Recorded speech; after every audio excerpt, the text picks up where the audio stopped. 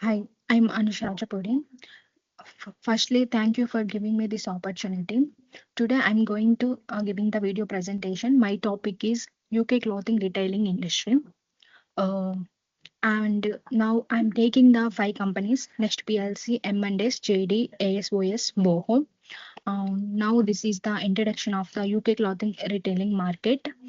Now I'm explaining data compilation.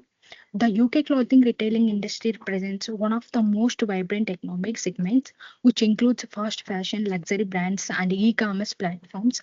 The industry makes a significant contribution to employment and consumer spending. To do this analysis, the data was collected through IBIS World and Fame, and the top five retailers, including Next PLC, ASOS, Marks and Spencers, JD Sports, and Boho, were selected. The data set is 2015 to 2024 based, and it covers control values such as liquidity ratio and number of employees, which can be used in business analytics to provide a strategic recommendation. The next slide is we can say intercompany comparison, um, ratios and the number of employees. And the next slide is we can see trend analysis, revenue and ratios. Now I'm explaining about the data visualization for descriptive analysis. Visualizations are addressing the performance tendency and comparison in the UK clothing retailing sphere. Intercompany comparisons of the liquidity ratio and the number of employees show that Next PLC was financially resilient and Boho had a wide range of liquidity. The development of employees at JD Sports and M&S shows that there is a robust expansion of operations. The revolving trend of revenue demonstrates a steady increase in JD Sports and Next. But ASOS and Boho experience stability.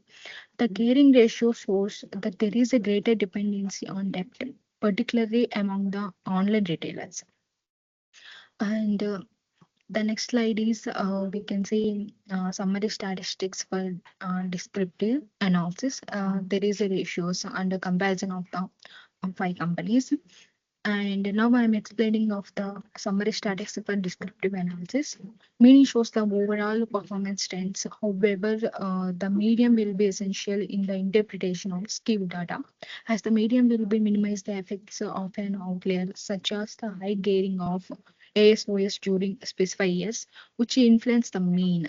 Standard deviation is an added value because it indicates volatility.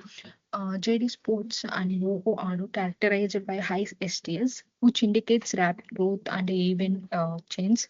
M&S is stable and not too varied, applying only the mean can be deceptive in dynamic markets, but the median and ST can give you a further understanding of the financial consistency, the risk of operation of the positioning in the marketplace. And the next slide is we can see the correlation analysis. And the next slide is predictive analysis. We can see all the five companies comparisons. And now I'm explaining the predictive analysis. This analysis shows that there is a close relationship between human resources and revenues, meaning that the increase in human resources improves financial growth. The fact that gearing is negatively related to liquidity implies that liquidity can be limited to financial leverage. It is predicted that the regression model, which has revenue as a dependent variable, is effective in predicting the performance of the business.